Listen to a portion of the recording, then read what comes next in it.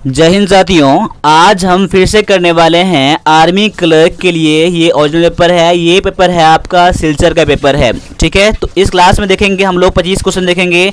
इसके बाद फिर 25 क्वेश्चन है जो कि इंग्लिश का बचेगा, मैं उसमें कर दूंगा। एक साथ वीडियो बनाने से, सारे क्लासेस करने से वीडियो लंबा हो जाएगा तो आपको उसमें बोरिंग फील होगी, इसलिए मैंने 25 क्वेश्चन इसमें लाया है। 25 क्वेश्चन का मैं डिस्कस कर रहा हूँ और 25 क्वेश्चन बचेंगे मैं अगले क्लास में कर दूंगा। ठीक है, तो चलिए स्टार्ट कर लेते हैं। और स्टार्ट करने से पहले मैं हमेशा की तरह कहता हूँ कि आप इस चैनल पर पहली बार हैं तो पहले चैनल को सब्सक्राइब जरूर कर लेना। और अगर लग रहा है कि आपका इंग्लिश सिविक है तो आप हमारा 1+ डिफेंस एकेडमी का मोबाइल एप्लीकेशन डाउनलोड कर लेना, जिसमें कि आर्मी क्लर्क का इंग्लिश क्लास चलता है। और अगर आर्मी के लिए कोई सारी बुक लेना चाहते हैं तो आप हमारे नंबर 9102195290 पर मुझे आप कांटेक्ट भी कर सकते हो। ये व्हाट्सएप नंबर है 9102195290। ठीक है, चलो अगला जो आप देखते हैं आज का जो क्वेश्चन है, पहला क्वेश्चन है। देखिए यहाँ पर कुछ क्वेश्चन जो है आपको हो सकता है दिखाई ना दे, तो क्या कर लीजिएगा, अपने वीडियो क्वालिटी का थोड़ा सा ये कर लीजिए, इनक्रीज कर लीजिएगा। अपना वीडियो क्वालिटी जो है थोड़ा इंक्रीज कर लीजिएगा, आपको सारे क्वेश्चन दिखाई देंगे आपको। ठीक है, देखिए ये पेपर आप देख रहे हैं, मैंने हूबहू लाया है आपके लिए। बाद बाकी देखिए पहला क्वेश्चन जो है आज का क्या है, army day is celebrated on, यानी कि सेना दिवस कब मनाया जाता है। सेना दिवस कब मनाया जाता है, तो यहाँ पर आपका 4 ऑप्शन है। 4 ऑप्शन में से देख लीजिए, आपका आंसर क्या हो जाएगा, 15 जनवरी। यानी कि सेना दिवस जो मनाया जाता है ये 15 जनवरी को मनाया जाता है। कब मनाया जाता है, 15 जनवरी को सेना दिवस मनाया जाता है। ठीक है, चलो अगला क्वेश्चन है, where is Indian military academy located, यानी कि भारतीय सैन्य अकादमी कहाँ पर है। कहाँ पर है, तो ये है आपका आंसर इसका है देहरादून है। कहाँ है, देहरादून है, जो कि उत्तराखंड की राजधानी क्या है, उत्तराखंड की राजधानी क्या है, तो देहरादून है। तो आपका आंसर ऑप्शन नंबर सी यहाँ पर है। अगला क्वेश्चन है, was the last Mughal empire of India, यानी कि लास्ट एम्पायर कौन थे, लास्ट एम्पायर कौन थे इंडिया के, मुगल एम्पायर। ठीक है, मेरे भारत के अंतिम मुगल शासक कौन था, ये था बहादुर शाह जफर। कौन था, बहादुर शाह जफर जो था इंडिया के लास्ट मुगल शासक थे, अंतिम मुगल शासक थे इंडिया के, बहादुर शाह जफर थे। ठीक है, चलिए आपका आंसर क्या है, ऑप्शन नंबर ए है। कहीं कहीं पर आपको मिल जाएगा बहादुर शाह सेकंड, आपको देखने के लिए मिल जाएगा, तो वहां पर आपको आंसर क्या करना है, बहादुर शाह द्वितीय करना है। अगला क्वेश्चन है, Who was the first woman in the world to scale Mount Everest, यानी विश्व में कौन सी महिला सबसे पहले माउंट एवरेस्ट पर चढ़ी थी। सबसे पहले माउंट एवरेस्ट पर चढ़ने वाली महिला का नाम क्या है, ये है जुनको तबई। कौन है, जुनको तबई। तो आपको यहाँ पर विशेंद्र पाल नहीं करना है, आपको करना है जुनको तबई करना है।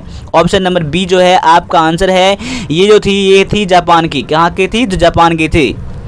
अगला क्वेश्चन है, international women's day is observed on, यानी कि अंतर्राष्ट्रीय महिला दिवस कब मनाया जाता है। अंतर्राष्ट्रीय महिला दिवस मनाया जाता है ये 8 मार्च को, सभी साल में प्रत्येक ईयर में आपका ये मनाया जाता है। 8 मार्च को मनाया जाता है, इंटरनेशनल वुमेन्स डे मनाया जाता है। तो याद कर लीजिए, अगर पता नहीं है आपको तो उसका नोट बना सकते हैं। आपको दिखाई नहीं देता होगा तो मेरी अभी बातों पर ध्यान रखिएगा, अभी थोड़ा आपको हेल्प हो जाएगा समझने में, यहाँ देखने में। ठीक है, चलो अगला क्वेश्चन है आपके सामने में कि blood is considered a type of tissue, यानी किस टाइप का टिश्यू है, यानी कि रक्त को एक प्रकार का ऊतक माना जाता है। यानी कौन सा ऊतक माना जाता है, इसे संयोगी ऊतक माना जाता है, यानी कनेक्टिव टिश्यू माना जाता है ब्लड को। ठीक है, कनेक्टिव टिश्यू है ये। ठीक है, आपका आंसर क्या है, ऑप्शन नंबर ए है यहाँ पर है। अगला क्वेश्चन है question number 7, in electric bills this type of magnet is used, यानी कि इलेक्ट्रिक बिल में किस तरह के मैग्नेट का यूज किया जाता है। विद्युत घंटियों में कौन सी प्रकार की चुंबक काम में ली जाती है, तो यहाँ पर आपका आंसर है इलेक्ट्रोचुंबक, यानी इलेक्ट्रोमैग्नेट टाइप का जो है इलेक्ट्रिक बिल में यूज किया जाता है। ऑप्शन नंबर सी जो है यहाँ पर आपका आंसर है। क्वेश्चन नंबर 8 का आंसर देख लीजिए क्या है कि AIDS is not transmitted by which of the following, यानी कि एड्स निम्न में से किससे नहीं फैलता है, किससे नहीं फैलता है। ये है, इसमें 4 ऑप्शन आपके पास है। इसमें आपका ऑप्शन पर जो बी है, जो कि सार्वजनिक शौचालय के प्रयोग से, इससे क्या होता है, एड्स नहीं फैलता है। ऑप्शन नंबर बी जो है यहाँ पर आपका आंसर है। बाद बाकी फैलता कैसे है, तो माँ से उसके जन्मे बच्चे को फैलता है, दूसरे को के लिए प्रयोग की गई सुई के यूज करने से या फिर अनप्रोटेक्टेड सेक्स से ये फैलता है। अगला है क्वेश्चन नंबर 9 है कि what do you call the sum of protons and neutron. देखिए प्रोटॉन और न्यूट्रॉन को योग को क्या कहते हैं, प्रोटॉन और न्यूट्रॉन को योग को क्या कहते हैं, इसे कहते हैं मास नंबर। क्या कहते हैं, मास नंबर कहते हैं, जिसे कि द्रव्यमान संख्या कहा जाता है। यानी कि प्रोटॉन और न्यूट्रॉन के इस योग को क्या कहते हैं, द्रव्यमान संख्या कहते हैं। आपका आंसर ऑप्शन नंबर यहाँ पर बी है। ठीक है, अब देख लीजिए लास्ट में मुझे आपको ये भी बताना है कि आप इसमें से कितना क्वेश्चन राइट किए हो, कितना क्वेश्चन सही किए हो। ठीक है, अगला क्वेश्चन है आपके सामने में कि normal diastolic blood pressure of human being is mm of millimetre of Hg। ठीक है, अब यहाँ देखो मनुष्य का सामान्य अनुशीतलन रक्तदाब लगभग कितने पारे मिलीमीटर होता है। तो देखिए यहाँ पर क्वेश्चन देख लीजिएगा, यहाँ क्या है, सामान्य अनुशीतलन है। ठीक है, तो यानी कि ऑप्शन नंबर आपका बी यहाँ हो जाएगा, जो कि होता है 70 से 80 के मध्य में होता है। कितना होता है, 70 से 80 के बीच में होता है, लेकिन कहीं कहीं पर आपको मिल जाएगा 80 से कम, यानी कि लेस देन 80 भी आ जाएगा, तो वहीं आपको आंसर करना है यहाँ पर। ठीक है, चलो आगे बढ़ता हूँ। क्वेश्चन नंबर सेक्शन सी है, जिसमें कि मैथ का क्वेश्चन है। 10 क्वेश्चन मिलेंगे आपको। तो मैथ का क्वेश्चन देख लीजिए कितना इजी लेवल का था। अब क्या है, find the area of a circle made of 1 metre wide. यानी कि 1 मीटर लंबे तार के बने वृत्त का क्षेत्रफल क्या है। अब 1 मीटर लंबा तार है ना, यानी कि 1 मीटर लंबा तार ही क्या है, परिधि है। क्या है, परिधि है। यानी कि इसमें देखिए 2 फार्मूला आपको काम आएंगे। एक तो काम आएंगे परिधि, यानी कि आपको परिधि काम आएगा। दूसरा क्या काम आएगा, आपका इसमें क्षेत्रफल का काम आएगा। ठीक है, एक सर्कम सेंटर आएगा और दूसरा क्या आ जाएगा, आपका यहाँ पर एरिया का काम आ जाएगा। ठीक है, यानी पैरामीटर और एरिया का यहाँ काम आ जाएगा। परिधि का फार्मूला क्या होता है, 2 पाई आर होता है, और क्षेत्रफल का फार्मूला क्या होता है, पाई आर स्क्वायर। यानी पहले आपका फार्मूला ये लगाना है। अब क्वेश्चन में देखिए क्या है, 2 पाई आर का मुझे वैल्यू कितना दिया है, 1 मीटर है, लेकिन आपको आंसर इसमें देख लीजिए सेंटीमीटर में सभी का आंसर है। यानी कि आपको 1 मीटर को क्या करना है, तो सेंटीमीटर में करना है। यानी 1 मीटर इक्वल टू 100 सेंटीमीटर क्या बन जाता है, आपका सेंटीमीटर में चेंज हो जाता है। देखिए यहाँ पर 2 पाई आर बराबर कितना हो जाएगा, 100 हो जाएगा। अब आर का वैल्यू निकालोगे कितना हो जाएगा, 100 बटा में 2 पाई हो जाएगा। 2 पाई यानी कि ये भी कर सकते हो, 100 गुना में 100 गुना में 2 बटा में, यहाँ 22 बटा में 7 यहाँ पर था, तो 7 कहाँ आ जाएगा, यहाँ आ जाएगा, 7 यहाँ आ जाएगा।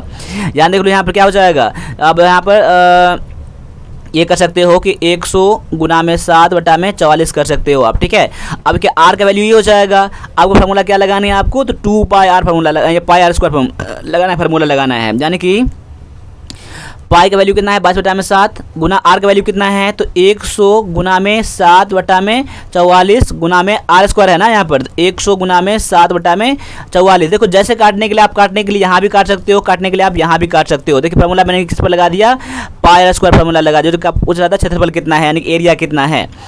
अब देख लीजिए यहाँ पर कि आपको यहाँ काट के यहाँ 7 कट जाएगा, 22 गुना 44 कट जाएगा, 2 से काटोगे कितना हो जाएगा, 50 ही हो जाएगा, फिर 2 से काटो 25 ही हो जाएगा, फिर आपका हो जाएगा 22 ही हो जाएगा। यानी कि पूरा आप काटने पर, आप यहाँ देख लो जगह थोड़ा कम अभी है, तो काटने पर आपका आंसर ऑप्शन नंबर ए हो जाएगा। यानी कि 795 कितना हो जाएगा, 795.45 सेंटीमीटर स्क्वायर हो जाएगा, आपका आंसर हो जाएगा यहाँ पर। एक बार ऐसा कर लीजिए, इसका स्क्रीनशॉट ले लीजिए और मैं अगले क्वेश्चन बढ़ता हूँ कि यहाँ अगले क्वेश्चन बताने हैं आपको। यहाँ पर जगह नहीं है, मैं इसको इरेज कर दे रहा हूँ, पहले स्क्रीनशॉट ले लीजिए। ठीक है, अब मैंने इसको हटा दिया। अब क्वेश्चन नंबर मैं जाता हूँ कहाँ पर, क्वेश्चन नंबर जाता हूँ मैं 12 पर। ठीक, कहाँ जाता हूँ मैं, क्वेश्चन नंबर 12 पे जाता हूँ मैं। 1 मिनट रुक जाइए, मैं इसको हटा दे रहा हूँ इसको।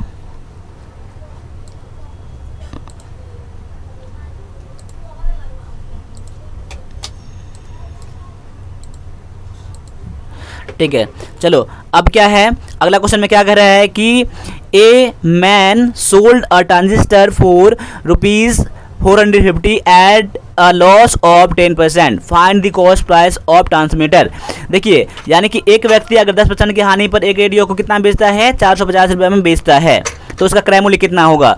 अब देख लीजिए यहाँ पर क्रय मूल्य निकालना है आपको। हानि हुआ है तो हानि होने के सेंस में क्रय मूल्य यानी कॉस्ट प्राइस का फॉर्मूला क्या होता है, सेलिंग प्राइस इंटू में 100 अपॉन में 100 माइनस में लॉस परसेंट होता है। क्या होता है, लॉस परसेंट होता है। यानी कि देखिए सेलिंग प्राइस कितना है, 450 है ना, 450 गुना में 100 बटा में 100 माइनस में 10 हो जाएगा, यानी कि 450 गुना में 100 बटा में 90 हो जाएगा ना। ये अब माइनस 10 यहाँ पर है, 0 0 कट जाएगा, 9 5 45, यानी कि 500 रुपया क्या हो जाएगा आपका यहाँ पर कॉस्ट प्राइस हो जाएगा। ऑप्शन नंबर ए में दिया गया है। आगे है कि 18, 45 और 72 का महत्तम समावर्तक कितना होगा। महत्तम समावर्तक यानी कि सबसे ज़्यादा से कटने वाला संख्या। अब देखिए यहाँ पर ऑप्शन इसका बना लीजिए, 6 है, 3 है, 8 है, 9 है। जो इसमें सबसे बड़ा नंबर हो और सभी नंबर को इसमें काट दे, आपका सभी नंबर को इसमें काट दे इसका, ठीक है, तो क्या हो जाएगा, वही आपका आंसर यहाँ पर हो जाएगा। अब 9 से काटेंगे तो 9 दूना में 18, 9 पंजे 45, 9 8 72। देखिए 9 से पूरा कट गया ना, सबसे बड़ी संख्या 9 ही है। आपका आंसर क्या हो जाएगा, ऑप्शन नंबर यहाँ पर डी हो जाएगा। वैसे भी निकालेंगे, 18 को 45 से भाग लगाइए, जितना आएगा, फिर 72 भाग लगाइए, तब भी आपका आंसर इतना ही होगा। लेकिन ऐसे क्वेश्चन को बनाने क्या, ऑप्शन से ही बनाने हैं आपको। ऑप्शन नंबर यहाँ पर डी जो है आपका आंसर है 9, ठीक है। चलो आगे बढ़ता हूँ। अगला क्वेश्चन है, क्या है, देखिए दो संख्या अनुपात मुझे दिया है 3:4, उसका एलसीएम मुझे दिया है। तो क्या करना है आपको, उसमें बड़ा संख्या पता करना है। तो बड़ी संख्या पता करने के लिए क्या करेंगे, आपके 84 यहाँ कर देंगे, गुना में क्या कर देंगे, बड़ी संख्या कितना 4 है ना, 4 यहाँ कर देना, और जो दोनों अनुपात दिया रहे उनको गुना करके यहाँ कर देना आप। यानी कि दोनों अनुपात कितना है, 3:4 है ना, तो 4 3 12 हो जाता है, 12 यहाँ मैंने कर दिया। तो 12 7 84, 7 चौका 28, 28 क्या हो जाएगा, आपका आंसर हो जाएगा ऑप्शन नंबर यहाँ पर बी में दिया गया है, ठीक है। चलो आगे बढ़ता हूँ। क्वेश्चन नंबर 15 देख लीजिए। यदि मूलधन 3000 दिया है, दर दिया है मुझे 5% यानी कि रेट दिया है मुझे, और टाइम दिया है मुझे कितना, तो 2 वर्ष है यानी कि 2 ईयर है। तो इसका पूछ रहा है साधारण ब्याज कितना होगा, यानी सिंपल इंटरेस्ट कितना होगा। देखिए सिंपल इंटरेस्ट का फॉर्मूला क्या होता है, PRT/100, यानी मूलधन गुना समय गुना दर। यानी देखिए P कितना 3000 दिया है, गुना में 5, गुना में टाइम दिया है 2, बटा में 100, 0 कट जाएगा, 5 गुना में 10, यानी कि 300 क्या हो जाएगा आपका, यह आंसर हो जाएगा ऑप्शन नंबर ए में दिया गया है। यानी ये फार्मूला बेसिक था, ऐसे एग्जाम में क्वेश्चन पूछे जाते हैं आपके, देख लीजिए कितना सा आसान सा क्वेश्चन है, ठीक है। चलो आगे बढ़ता हूँ। क्वेश्चन नंबर 16 में जाइए। ए और बी क्रमशः 80,000 और 60,000 रुपये लगाकर व्यापार शुरू किया। साल के अंत में व्यापार से लाभ प्राप्त में किस अनुपात में बांटेगा। देखिए अगर मान लिया जाए कोई अगर व्यापार में जितना पूंजी लगाता है, अगर अनुपात का रेशियो नहीं दिया हो ना, तो उसका लाभ का अनुपात क्या हो जाता है, उसके लगाए गए पूंजी के अनुपात में हो जाता है। यानी कि 80,000 गुना में अनुपात में 60,000। ध्यान देखिए, अब पूरा कपड़ा काटेंगे ना, 2 चौका 8, 2 3 4:3 हो जाएगा, वही आपको हो जाएगा आपका अनुपात, ऑप्शन नंबर डी। यानी कि अगर अनुपात नहीं दिया रहे ना, तो आपको उसके पूंजी का कि ही अनुपात निकाल दीजिएगा, वही क्या हो जाएगा, उसका लाभ का अनुपात हो जाएगा, ठीक है। अगला क्वेश्चन देख लीजिए क्या है, from the given option complete the series. यहाँ पे क्या है, सीरीज में क्या है, 4 है, 9 है, 16 है, 25 है। तो इसका अगला बात क्या आएगा, अगला क्या आएगा, देखिए यहाँ क्या है, ये 2 का स्क्वायर है, ये 3 का स्क्वायर है, ये 4 का स्क्वायर है, या 5 का स्क्वायर है। यहाँ क्या हो जाएगा, 6 का स्क्वायर हो जाएगा, कितना हो जाएगा, 36 हो जाएगा। आपका आंसर ऑप्शन नंबर डी में दिया गया ये, ठीक है। आगे बढ़ता हूँ। अगला क्वेश्चन देख लीजिए क्या है कि राम ने अपनी कमाई का 50% खर्च कर दिया। उसने 2000 रुपये खर्च किए हैं, तो उसकी कुल कमाई कितनी है। देखिए अपनी कमाई का 50% खर्चा कर दिया, यानी आधा खर्चा कर दिया। तो आधा में कितना रुपया खर्च किया, तो 2000 खर्च किया। आधा 2000 है तो पूरा कितना है, तो 4000 ही होगा ना। तो ऑप्शन नंबर आपका सी में दिया गया है, ठीक है। चलो अगला क्वेश्चन है, 55 का स्क्वायर क्या होगा, 55 का स्क्वायर क्या होगा, 55 का स्क्वायर क्या हो जाएगा। अब यहाँ देखिए 55 का स्क्वायर निकालने क्या करेंगे आप, या तो 55 को 2 बार गुना कर लीजिए तभी आपको मिल जाएगा, या फिर इसका तरीका ये है कि यहाँ देखो 5 वाला है ना, 5 पंचे 25 कर दो यहाँ पर, और लास्ट में कितना बचा है, 5 बचा है ना, 5 गुना में 6 कर देना, एक बढ़ा कर देना, 5 के 30, यानी कि 325। आपका क्या हो जाएगा, आपका आंसर ऑप्शन नंबर डी में दिया गया है। यानी कि ऐसा करने 5 वाला को स्क्वायर जब पता करना हो तो क्या करना है आपको, 5 का स्क्वायर करना है, 25 कर देना आपको, 25 यहाँ नोट कर देना, ठीक है। और यहाँ पर देखियो लास्ट में कितना था, 5 था यहाँ पर ना, तो 5 गुना में 6 कर देना, ठीक है, 30 हो जाएगा, 325 हो जाएगा आपका आंसर, ठीक है। चलो आगे बढ़ता हूँ। अगला क्वेश्चन में है, क्वेश्चन नंबर 20 में है, find the value of -7 square. क्या हो जाएगा, देखिए -7 2 गुना हो जाएगा, माइनस प्लस हो जाएगा ना, यहाँ पर 49, यानी कि 49 क्या हो जाएगा, आपका आंसर प्लस में ही रहेगा, आपका माइनस वाला नहीं होगा। आपका ऑप्शन नंबर बी यहाँ पर आंसर है, ठीक है। चलो अगला क्वेश्चन है, कंप्यूटर का क्वेश्चन है, सेक्शन डी में क्वेश्चन है। तो देख लीजिए यहाँ पर आपका आंसर क्या हो जा रहा है। यहाँ पर एक संग्रहण युक्ति में सूचना के हर एक भाग को बोलने और लिखने की क्षमता लगभग उसी समय में, चाहे इसकी लोकेशन कहीं भी हो, तो वो क्या कहलाता है, the ability to read or write each piece of information in a storage device in approximately the same length of time regardless of its location is। क्या हो जाता है इसका, रैंडम एक्सेस हो जाता है। क्या हो जाता है, रैंडम एक्सेस हो जाता है, कहीं भी होता है, क्या होता है, रैंडमली इसमें हो जाता है। ठीक है, तो आपका आंसर क्या हो जाएगा इसमें, ऑप्शन नंबर यहाँ पर ए हो जाएगा। ठीक है, यहाँ क्वेश्चन गलती मत करना। ठीक है, आगे है क्वेश्चन नंबर 22 में क्वेश्चन है कि इंटरनेट पर लिंकों का फैला हुआ समूह यानी कि जाल आपस में जुड़ा हुआ नेटवर्क बनता है, उसे क्या कहते हैं। यानी कि the collection of links through और the internet create a interconnected network and is called as, क्या कहलाता है ये, वर्ल्ड वाइड वेब कहलाता है। क्या कहलाता है, वर्ल्ड वाइड वेब कहलाता है। ऑप्शन नंबर डी जो है आपका यहाँ पर आंसर है। ठीक है, बहुत इसमें बता के बच्चे ने लगाया है। चलो ठीक है, आपका आंसर क्या हो जाएगा, ऑप्शन नंबर डी हो जाएगा। क्वेश्चन नंबर 23 में देख लीजिए क्या है कि बोल रहा है कि कौन सी मेमोरी दोनों स्टैटिक और नॉन वोलेटाइल होती है। यानी कि कौन सा मेमोरी क्या होता है, जो स्टैटिक भी होता है और नॉन वोलेटाइल भी होता है, ये होता है रोम। क्या होता है, ये होता है रोम। रोम का फुल फॉर्म होता है, क्या होता है, रीड ओनली मेमोरी होता है। क्या होता है, रीड ओनली मेमोरी होता है। रैम का फुल फॉर्म होता है रैंडम एक्सेस मेमोरी होता है। और बायोस का जो फुल फॉर्म होता है, BIOS का जो होता है, क्या होता है, बेसिक इनपुट आउटपुट सिस्टम कहलाता है इसका फुल फॉर्म। ठीक है, ये आपके एग्जाम में पूछ लिए जाते हैं। क्या होता है, बायोस का, BIOS का बेसिक इनपुट आउटपुट सिस्टम कहलाता है। आगे है क्वेश्चन नंबर 24 में है the speed of processor of a computer is measured in, यानी कंप्यूटर प्रोसेसर की स्पीड जो होती है, गति जो होती है, किसमें मापी जाती है। ये मापा जाता है हर्ट्ज में मापा जाता है। किसमें मापा जाता है, हर्ट्ज में मापा जाता है। ऑप्शन नंबर डी जो है आपका यहाँ पर आंसर है। अगला क्वेश्चन है MICR stands for, MICR stand for, यानी MICR का फुल फॉर्म क्या है, तो याद कर लीजिए। MICR का फुल फॉर्म जो होता है, ये होता है मैग्नेटिक इंक कैरेक्टर रिकॉग्निशन होता है। क्या होता है, मैग्नेटिक इंक कैरेक्टर रिकॉग्निशन होता है। ऑप्शन नंबर डी जो है आपका यहाँ पर आंसर है। इस तरह से मैंने 25 क्वेश्चन करा है। 25 क्वेश्चन में आपको कितना लग रहा है कि कितना क्वेश्चन आपने सही करा होगा इसमें, आप मुझे कमेंट करके बताना कि आपका एग्जाम कब है। आप मुझे ये भी बताना है आपका सेंटर कौन सा है, आप मुझे बता देना। ठीक है, बाद में कि मैंने बता ही दिया है। अगर आपको क्लास के लिए आपको कोई हेल्प चाहिए आपको, तो यहाँ पर 9102195290 पर मुझे आप कांटेक्ट कर लेना। ठीक है, 9102195290 पर मुझे कांटेक्ट करना, व्हाट्सएप नंबर है ये। बाद में कि आर्मी क्लर्क के लिए आप मॉडल पेपर ले सकते हो। ठीक है, इंग्लिश का पेपर ले सकते हो, कंप्यूटर ले सकते हो, प्रीवियस पेपर ले सकते हो, GK ले सकते हो। ठीक है, तो इतना ही रहने दीजिए आज के लिए। मिलते हैं अगले क्लास में, तब तक के लिए सभी से एक बार जय हिंद,